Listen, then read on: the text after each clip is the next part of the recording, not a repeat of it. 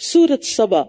بسم اللہ الرحمن الرحیم الحمد للہ الذی لہ ما فی السماوات وما فی الارض ولہ الحمد فی الآخرہ وهو الحکیم الخبیر يعلم ما يلج في الأرض وما يخرج منها وما ينزل من السماء وما يعرج فيها وهو الرحيم الغفور۔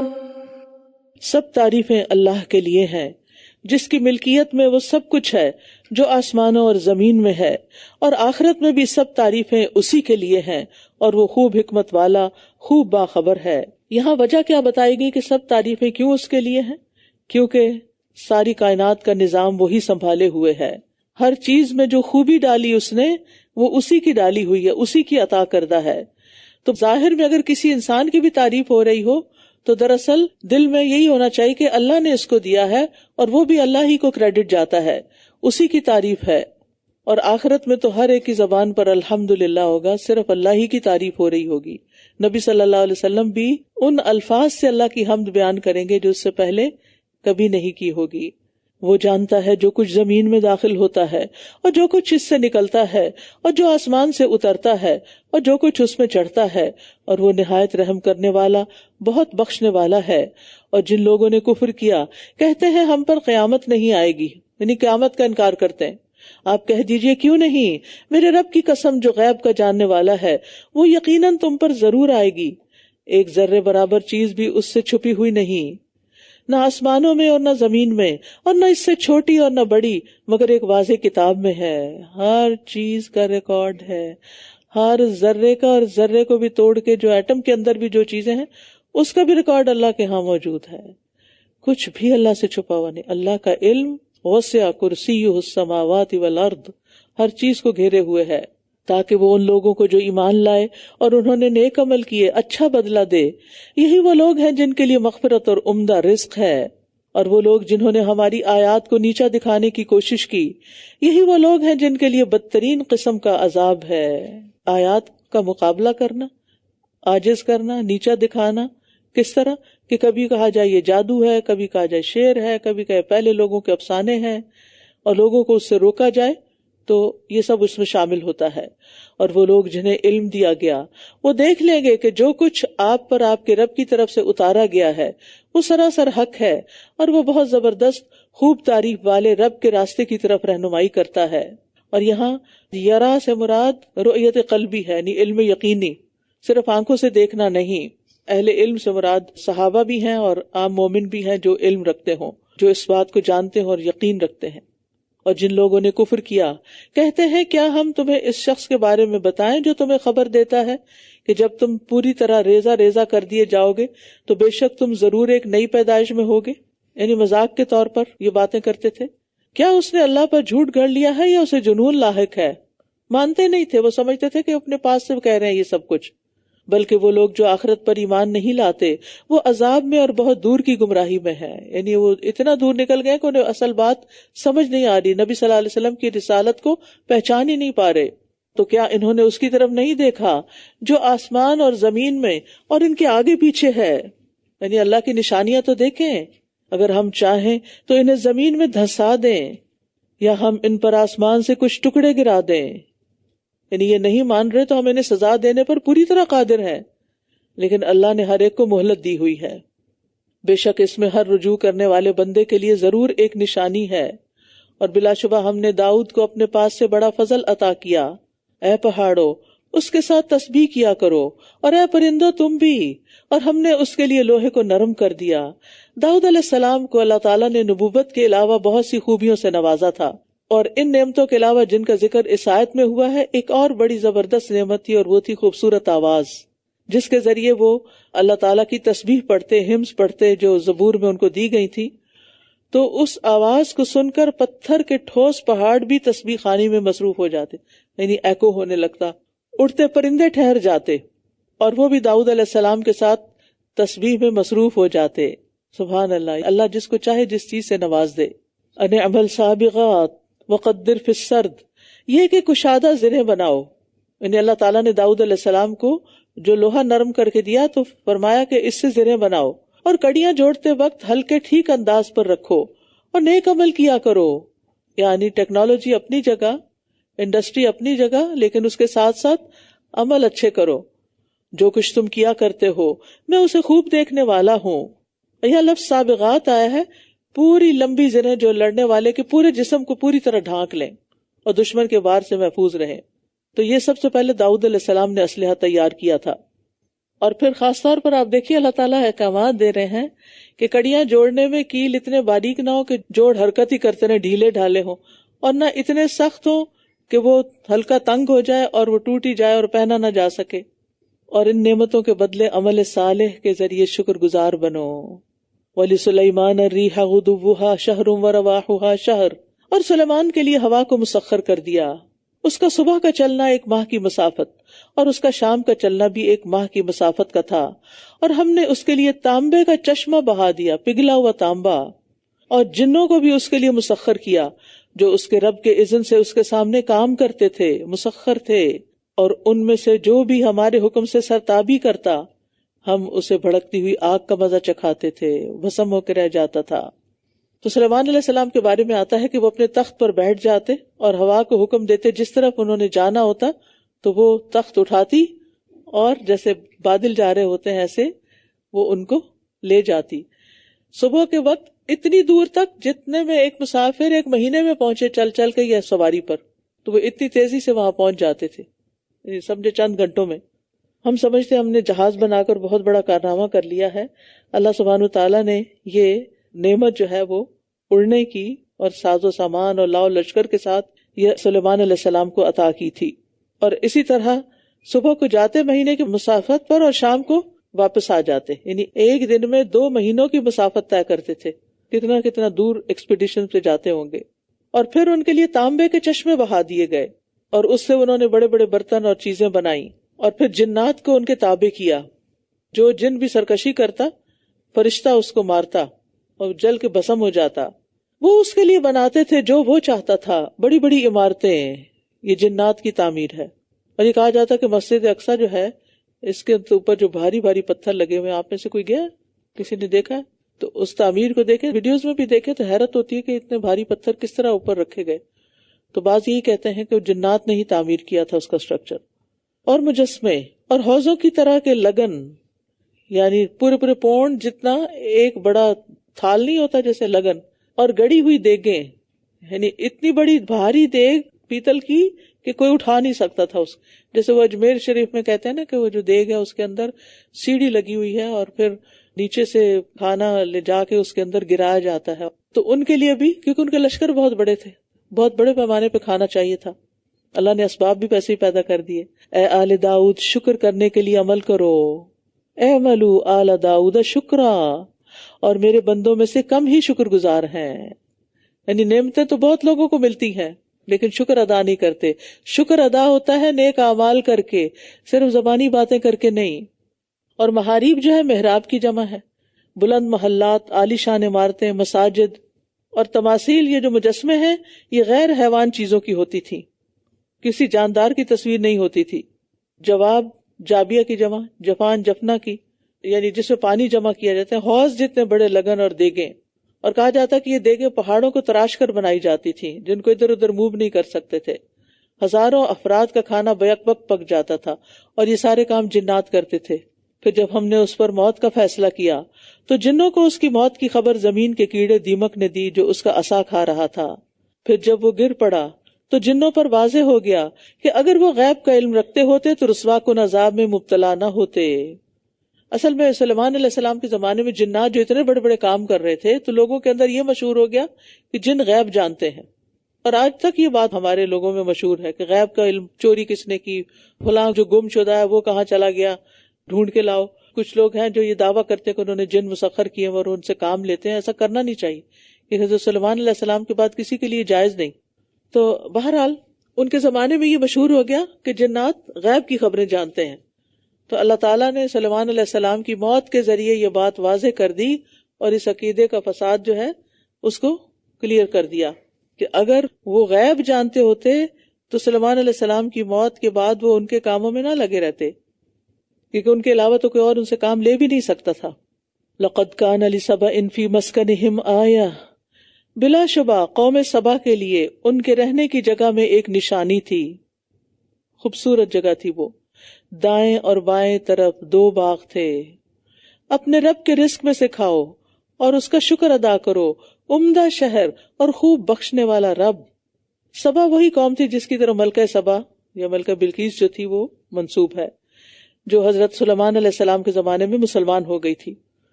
تو قوم ہی کے نام پر ملک کا نام بھی ہے، اور آج کل یمن کے نام سے علاقہ معروف ہے. بہت خوشحال ملک تھا، بری اور بحری تجارت میں بھی بہت ممتاز تھا، زراعت اور باغبانی میں بھی بڑا نمایاں تھا. اور یہ دونوں چیزیں ہی، تجارت اور زراعت، یہ کسی قوم کی ترقی کا ذریعہ بنتی ہیں.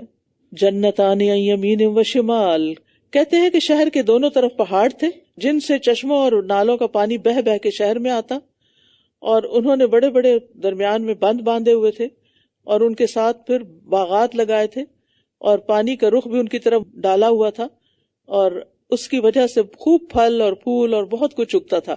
یعنی انہیں پھر پانی کی کمی نہیں ہوتی تھی. تو ان سے کہا گیا کہ یہ بھی شکر ادا کریں کہ اللہ کی بڑی نعمتیں ہیں ان کے پاس. آئیڈیل سٹی ہے جس میں یہ رہتے ہیں، کیونکہ شکر جو ہے وہ نعمتوں کا محافظ ہے. اور یاد رکھیے، عبادت کا ہر کام شکر ہے. نماز پڑھنا شکر گزاری ہے، روزے رکھنا شکر گزاری ہے، صدقہ خیرات کرنا شکر گزاری ہے، مہمانوں کی خدمت کرنا شکر گزاری ہے. ہر خیر کا کام، نیکی کا کام جو انسان اللہ کے لیے کرتا ہے وہ شکر گزاری ہے. اور اس کا سب سے افضل کلمہ الحمدللہ کہنا ہے. حسن بصری کہتے ہیں، اللہ جسے چاہتا ہے نعمتوں سے فائدہ پہنچاتا ہے، اور اگر ان نعمتوں کا شکر ادا نہ کیا جائے تو انہی کو عذاب میں تبدیل کر دیتا ہے. وہی نعمتیں بلا بن جاتی ہیں. یعنی شکر گزاری نعمتوں کی محافظ ہے، ان نعمتوں کو کھینچ لاتی ہے جو ہے نہیں، اور جو ہیں ان کو پروٹیکٹ کرتی ہے. لیکن انہوں نے شکر نہیں کیا.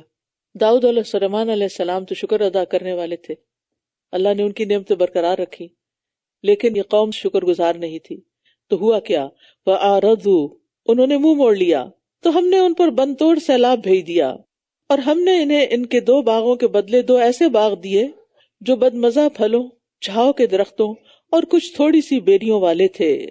یعنی سیلاب آیا، سب کچھ بہا کے لے گیا، اور اس کے بعد جاڑ جنکار اگنا شروع ہو گئی. سیل العارم، بن توڑ سیلاب، یعنی وہ ساری زرخیز مٹی جو تھی وہ بہہ گئی، اور ان کے پاس کچھ نہ رہا سوائے کڑوے کو سیلے پھلوں کے.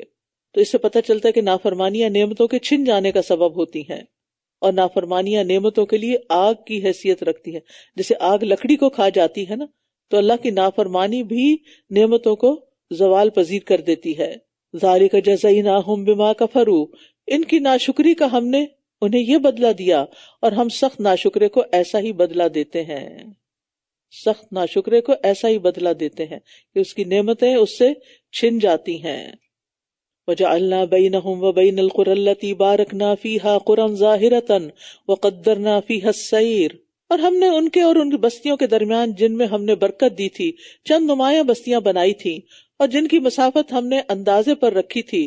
تم ان میں راتوں اور دنوں کو امن و امان سے چلو پھرو.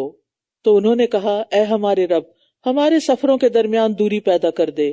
اور انہوں نے خود اپنی جانوں پر ظلم کیا، اور ہم نے انہیں افسانے بنا دیا اور ہر طرح سے مکمل طور پر ریزہ ریزہ کر دیا. بے شک اس میں بہت صبر کرنے والے، بہت شکر کرنے والے کے لیے یقیناً بڑی نشانیاں ہیں. اور بلا شبہ ابلیس نے ان کے بارے میں اپنا گمان سچ کر دکھایا، پس مومنوں کے ایک گروہ کے سوا سب نے اس کی پیروی کی. ابن قتیبہ کہتے ہیں کہ ابلیس نے جب یہ درخواست کی کہ مجھے ڈھیل دی جائے تو اللہ نے اس کو ڈھیل دے دی. اس نے کہا، میں ضرور بہکاؤں گا ان کو اور گمراہ کروں گا. یہ بات کہتے ہوئے اس کو یقین نہیں تھا کہ وہ واقعی یہ کر سکے گا یا نہیں. اس نے ایک دعویٰ تو کر دیا، گمان کی بنیاد پہ یہ بات کہی، لیکن لوگوں نے اس کا گمان سچ کر دیا.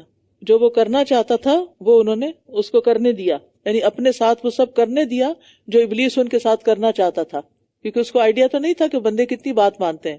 اور اس کا ان پر کوئی زور نہ تھا مگر اس لیے کہ ہم جان لیں کہ کون ان میں سے آخرت پر ایمان رکھتا ہے اور کون ہے جو اس کے بارے میں شک میں ہے. اور آپ کا رب ہر چیز پر خوب نگہبان ہے. کہہ دیجئے، پکارو ان کو جنہیں تم اللہ کے سوا معبود سمجھتے ہو. وہ آسمانوں اور زمین میں ایک ذرے کے برابر بھی کسی چیز کے مالک نہیں، اور نہ ان کے لیے ان دونوں میں کوئی حصہ ہے اور نہ ان میں سے کوئی اس کا مددگار ہے. تو پھر کیوں پکارتے ہو ان کو جن کے ہاتھ خالی ہیں، جن کے پاس کچھ بھی نہیں، اور اس کے پاس سفارش بھی کوئی فائدہ نہ دے گی سوائے اس کے جس کے لیے وہ خود اجازت دے دے، یہاں تک کہ جب ان کے دلوں سے گھبراہٹ دور کر دی جاتی ہے تو وہ کہتے ہیں تمہارے رب نے کیا فرمایا؟ وہ کہتے ہیں حق فرمایا، اور وہ بہت بلند بہت بڑا ہے۔ یعنی آسمان پر اللہ کا فیصلہ نازل ہوتے وقت یہ فرشتوں کی حالت ہوتی ہے۔ اس کی تفصیلات احادیث میں ملتی ہیں۔ کہہ دیجئے کون تمہیں آسمانوں اور زمین سے رزق دیتا ہے؟ کہہ دیجئے کہ اللہ ہی، اور بے شک ہم یا تم یقیناً ہدایت پر ہیں یا کھلی گمراہی میں ہیں۔ کہہ دیجئے نہ تم سے اس کے بارے میں پوچھا جائے گا جو ہم نے جرم کیے، اور نہ ہم سے اس کے بارے میں پوچھا جائے گا جو تم عمل کرتے ہو۔ کہہ دیجئے ہمارا رب ہمیں جمع کرے گا، پھر وہ ہمارے درمیان حق کے ساتھ فیصلہ کرے گا، اور وہ زبردست فیصلہ کرنے والا خوب جاننے والا ہے۔ کہہ دیجئے مجھے وہ تو دکھاؤ جنہیں تم نے اس کے ساتھ شریک بنا کر ملا دیا ہے، ہرگز نہیں، یعنی وہ تو شریک ہے ہی نہیں، بلکہ وہ اللہ بہت زبردست خوب حکمت والا ہے، یعنی وہی کافی ہے معبود ہونے کے لیے۔ اور ہم نے آپ کو تمام لوگوں کے لیے خوشخبری دینے والا اور ڈرانے والا بنا کر بھیجا ہے، لیکن اکثر لوگ جانتے نہیں۔ یہ محمد صلی اللہ علیہ وسلم کی خاص صفت ہے باقی انبیاء کے مقابلے میں کہ آپ تمام انسانیت کے لیے رسول ہیں، قیامت تک کے لیے۔ آپ نے فرمایا پہلے انبیاء خاص اپنی قوموں کی ہدایت کے لیے بھیجے جاتے تھے، لیکن مجھے تمام انسانوں کی طرف بھیجا گیا ہے۔ اور یہ کہتے ہیں کہ یہ وعدہ کب پورا ہوگا اگر تم سچے ہو؟ کہہ دیجئے تمہارے لیے وعدے کا ایک دن مقرر ہے جس سے نہ تم ایک گھڑی پیچھے ہو سکتے ہو اور نہ آگے بڑھ سکتے ہو۔ وقال الذین کفروا، اور جن لوگوں نے کفر کیا کہنے لگے ہم ہرگز اس قرآن پر ایمان نہیں لائیں گے اور نہ ہی اس پر جو اس سے پہلے ہے۔ اور کاش آپ دیکھیں ان ظالموں کو جب وہ اپنے رب کے سامنے کھڑے کیے جائیں گے، وہ ایک دوسرے کی بات کو رد کر رہے ہوں گے، آپس میں ایک دوسرے کے خلاف ہو جائیں گے۔ وہ لوگ جو کمزور سمجھے جاتے تھے تکبر کرنے والوں سے کہیں گے اگر تم نہ ہوتے تو یقیناً ہم مومن ہوتے۔ یہ کفار مکہ کا حد سے زیادہ کفر اور اناد تھا، جس کی وجہ سے وہ قرآن اور قرآن سے پہلے نازل شدہ کتابوں کو ماننے کو تیار ہی نہیں تھے۔ وہ لوگ جنہوں نے تکبر کیا ان لوگوں سے کہیں گے جو کمزور سمجھے گئے تھے کیا ہم نے تمہیں ہدایت اختیار کرنے سے روکا تھا جبکہ وہ تمہارے پاس آ چکی تھی؟ بلکہ تم خود ہی مجرم لوگ تھے۔ یعنی دنیا کے لالچ میں ایک دوسرے کے پیچھے جانے والے لوگ قیامت کے دن ایک دوسرے کو مجرم کہیں گے، اور وہ لوگ جو کمزور سمجھے گئے تھے تکبر کرنے والوں سے کہیں گے بلکہ یہ تو تمہاری دن اور رات کی چال تھی جب تم ہمیں حکم دیتے تھے کہ ہم اللہ کے ساتھ کفر کریں اور اس کے لیے کوئی شریک ٹھہرائیں، اور جب وہ عذاب دیکھیں گے تو ندامت کو چھپائیں گے، اور جن لوگوں نے کفر کیا ان کی گردنوں میں ہم توق ڈال دیں گے اور وہ اسی کا بدلہ دیے جائیں گے جو کچھ وہ کیا کرتے تھے۔ تو یہاں دیکھیں کہ اپنی گمراہی کا الزام ہر کوئی دوسرے کو دے رہا ہوگا کہ تمہاری چالوں اور سازشوں نے ہمیں ہدایت سے روک رکھا، اور دونوں فریق قیامت کے دن اپنی شرمندگی اور ندامت چھپائیں گے۔ وَمَا أَرْسَلْنَا فِي قَرْيَةٍ مِّن نَذِيرٍ إِلَّا قَالَ مُتْرَفُوهَا إِنَّا بِمَا أُرْسِلْتُمْ بِهِ كَافِرُونَ، اور ہم نے جس بستی میں جو بھی خبردار کرنے والا بھیجا اس کے خوشحال لوگوں نے یہی کہا کہ جس کے ساتھ تم بھیجے گئے ہو ہم اس کا انکار کرنے والے ہیں۔ یعنی انبیاء کی دعوت کی مخالفت کرنے والے لوگ عموماً خوشحال اور متکبر لوگ رہے ہیں۔ وَقَالُوا نَحْنُ أَكْثَرُ أَمْوَالًا وَأَوْلَادًا وَمَا نَحْنُ بِمُعَذَّبِينَ، اور انہوں نے کہا ہم مال اور اولاد میں زیادہ ہیں اور ہم ہرگز عذاب دیے جانے والے نہیں ہیں۔ یہ تھا سبب ان کے انکار کا، مال و اولاد کی کثرت کی وجہ سے ان کے دماغ چل گئے تھے، اور وہ سمجھتے تھے کہ یہ اللہ کی رضامندی کی دلیل ہے کہ ہمیں مال بھی بہت ملا، اولاد بھی بہت ملی، اس کا مطلب ہے اللہ ہم سے راضی۔ کہہ دیجئے میرا رب جس کے لیے چاہتا ہے رزق کشادہ کر دیتا ہے اور تنگ کر دیتا ہے، لیکن اکثر لوگ جانتے نہیں۔ یعنی دنیا کی خوشحالی اللہ کی طرف سے بس ایک آزمائش ہے، کسی کو دے کے آزماتا ہے اور کسی سے لے کے آزماتا ہے۔ وَمَا أَمْوَالُكُمْ وَلَا أَوْلَادُكُمْ بِالَّتِي تُقَرِّبُكُمْ عِندَنَا زُلْفَىٰ، اور تمہارے مال اور تمہاری اولاد ایسے نہیں جو تمہیں مرتبے میں ہم سے قریب کر دیں۔ ہاں جو کوئی ایمان لایا اور اس نے نیک عمل کیے تو ان لوگوں کے لیے دگنا بدلہ ہے اس کے عوض جو انہوں نے عمل کیے، اور وہ بالا خانوں میں امن سے ہوں گے۔ وَهُمْ فِي الْغُرُفَاتِ آمِنُونَ اللہم اجعلنا منہم۔ یاد رکھیے اولاد تو دنیا میں بھی کام نہیں آتی، آخرت میں کیا کام آئے گی۔ ایک سینئر مسلم تاجر سے کسی نے پوچھا کہ اللہ نے آپ کو 95 سال کی عمر دی ہے، یعنی 1 صدی پوری تقریباً، تو اس لمبی زندگی میں آپ نے کیا سیکھا، کیا تجربہ کیا؟ پہلے تو وہ چپ رہے، پھر بڑے سنجیدہ انداز میں کہنے لگے کوئی تجربہ نہیں، بس پیدا ہوئے، بڑے ہوئے تو بزنس میں لگ گئے، شادی ہوئی، بچے پیدا کیے، بچوں کو سیٹل کیا، اب آخر عمر میں بچوں کا دکھ جھیل رہے ہیں اور موت کا انتظار کر رہے ہیں۔ یہ کمایا ہے، اور یہ ہر گھر کی کہانی ہے، اور ہر ماں باپ کا یہی حال ہے کہ وہ اپنی ساری محبتیں بچوں پر فوکس کر دیتے ہیں اور ان کی وجہ سے سارے کام چھوڑ دیتے، ہائے میرا بچہ، وہ آ رہا ہے، وہ جا رہا ہے، وہ ایسا ہو رہا ہے، ویسا ہو رہا ہے، اور جو ہماری اپنی ذات ہے وہ بھی بلا دیتے ہیں، اور اپنی عبادت اور نیکی کے کام اور سب کچھ ختم ہو جاتا ہے۔ لیکن ہوتا کیا ہے، بچے بڑے ہی بے وفا نکلتے ہیں، وہ اپنے ماں باپ کو چھوڑ کے اپنی الگ زندگی بناتے ہیں، اپنی مرضی سے رہنا چاہتے ہیں۔ اور یہاں تو آپ دیکھیں کہ تھوڑے سے بڑے ہوتے ہیں تو کہاں ہے بچہ، موو آؤٹ کر گیا، سمپل سی بات ہے، موو آؤٹ، یعنی ماں باپ کو دوسرے لفظوں میں کہنا وہ ہمیں چھوڑ گیا ہے، یہ نہیں کوئی کہتا۔ تو اب آپ دیکھیں کہ ماں باپ بھی ساری خوشیاں اولاد میں ڈھونڈتے ہیں اور ہر طرح سے انہی کو خوش کرنا چاہتے ہیں اور اسی میں زندگی بتا دیتے ہیں، لیکن جواباً ان کو زیادہ تر کیا ملتے ہیں، غم، غم ہی غم، اور خاص طور پر آخری عمر میں۔ تو یاد رکھیے، اولاد کی دنیا بنانے کی خاطر اپنی آخرت کو گھاٹے میں نہیں ڈالنا، حلال حرام کی پرواہ کیے بغیر ان کے لیے سب کچھ بنا رکھے تو یہ درست نہیں۔ تو بعض اوقات مال اور اولاد اللہ کے تقرب کی بجائے اللہ کے غصے کا سبب بن جاتے ہیں۔ ہاں، ایمان اور عمل صالح کے ذریعے مال اور اولاد اللہ کے ہاں تقرب کا ذریعہ بنتی ہے، یعنی جو بچے نیک ہوتے ہیں یا والدین کے پھر اطاعت گزار فرما بردار ہوتے ہیں، پھر وہ دنیا میں بھی کام آتے ہیں اور آخرت میں بھی ان کے اعمال صدقہ جاریہ بن جائیں گے اور دعائیں کام آئیں گی۔ اور جو لوگ ہماری آیات کو نیچا دکھانے کی کوشش کرتے ہیں، یہی لوگ عذاب میں حاضر کیے جانے والے ہیں، یعنی اللہ کی آیات کو نیچا دکھانے والے ہر وقت عذاب میں رہیں گے، حاضر رہیں گے، غائب نہیں ہوں گے۔ کہہ دیجئے بے شک میرا رب اپنے بندوں میں سے جس کے لیے چاہتا ہے رزق کشادہ کر دیتا ہے اور تنگ کر دیتا ہے، اور جو کچھ بھی تم خرچ کرتے ہو تو اس کی جگہ وہ اور دیتا ہے، اور وہ سب سے بہتر رزق دینے والا ہے۔ یعنی مومن کے فائدے کے لیے ہی اس کا رزق تنگ ہوتا ہے، اور جس انسان کو پورا پورا ملتا ہے لیکن وہ اللہ کی رضا پہ راضی ہوتا ہے تو وہ اس کے لیے کامیابی کا ذریعہ بنتا ہے، اور اللہ کے راستے میں خرچ کرنے پر دنیا اور آخرت دونوں میں واپس ملتا ہے۔ اور فرشتے بھی دعائیں کرتے ہیں، اور جو خرچ کرتا ہے اللہ تعالیٰ بھی اس پہ خرچ کرتا ہے۔ اللہ تعالیٰ فرماتے ہیں، یا ابن آدم انفق انفق علیک، اے آدم کے بیٹے تو خرچ کر، میں تجھ پہ خرچ کروں گا، تو دے میں تجھے دوں گا۔ یہ وعدہ ہے اللہ کا، اس لیے صدقہ کرنے سے، دینے سے مال کم نہیں ہوتا۔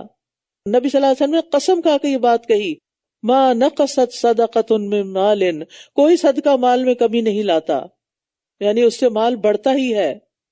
اور جس دن وہ ان سب کو اکٹھا کرے گا، پھر فرشتوں سے فرمائے گا، کیا یہ لوگ تمہاری عبادت کیا کرتے تھے؟ یعنی قیامت کے دن یہ سوال ان تمام ہستیوں سے ہوگا جن کی دنیا میں عبادت کی جاتی تھی۔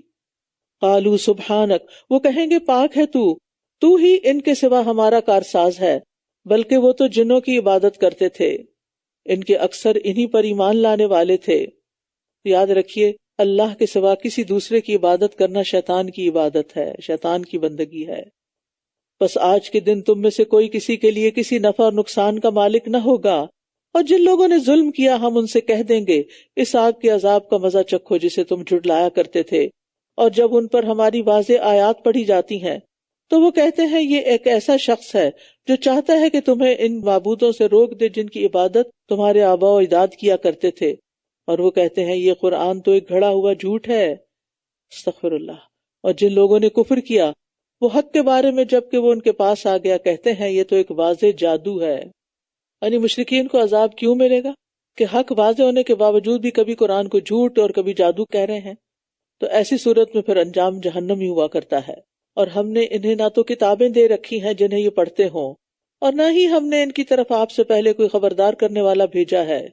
یعنی قرآن سے پہلے ان مکہ والوں کے پاس کوئی پیغمبر نہیں آیا تھا، کوئی کتاب نہیں آئی تھی، اور ان سے پہلے کے لوگوں نے بھی جھٹلا دیا تھا، حالانکہ ہم نے جو انہیں دیا تھا یہ اس کے 10ویں حصے کو بھی نہیں پہنچے، یعنی ان کے پاس اتنا زیادہ تھا۔ انہوں نے میرے رسولوں کو جھٹلایا تو میرا عذاب کیسا شدید تھا۔